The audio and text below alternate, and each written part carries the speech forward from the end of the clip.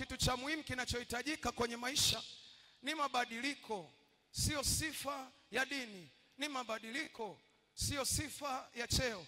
Ni mabadiliko ya kweli. Na Yesu hakuongea na Nikodemu kumhalasi, yani kumkandamiza kisaikolojia, lakini kwa sababu Yesu alikuwa anajua hakuna namna nyingine ya kumsaidia Nikodemu zaidi ya kumwambia ukweli. Na ndio maana Nikodemu alipomsifia Yesu kwa namna nyingi, Yesu akamwambia, amini amini nakwambia, mtu asipozaliwa mara ya pili hawezi kuona ufalme wa mbinguni.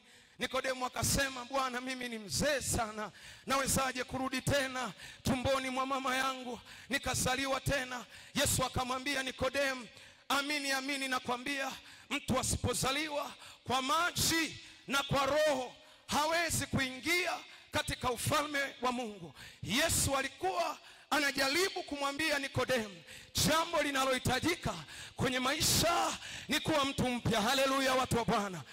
Haleluya watu wa Bwana.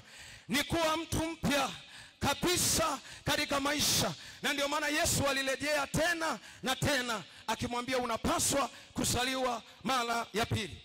Lakini wiki iliyopita tuliona, nikakwambia wataalamu wa Biblia wanasema mambo mengi juu ya kuzaliwa mara ya pili, lakini hasa juu ya kuzaliwa kwa maji na juu ya kuzaliwa kwa roho. Na nikasema sijui namna wanavyosema kwa namna tofauti tofauti, siwezi kuzieleza, lakini nikasema kwa hali ya kwanza kuhusu kuzaliwa kwa maji, mimi ninaamini kwa uhakika ya kwamba kuzaliwa kwa maji, Biblia ilikuwa inazungumza kwa habari ya ubatizo. Maana kila wakati unaposoma kwa habari ya ubatizo, Biblia inasema habari ya badiliko la kweli. Anasema na tulizikwa pamoja naye Kristo, na baada ya kuzikwa pamoja naye tukafufuka naye katika upya wa uzima. Kupitia ubatizo, lengo la Bwana kupitia ubatizo ni tufufuke na upya wa uzima. Haleluya watu wa Bwana. Upya wa uzima.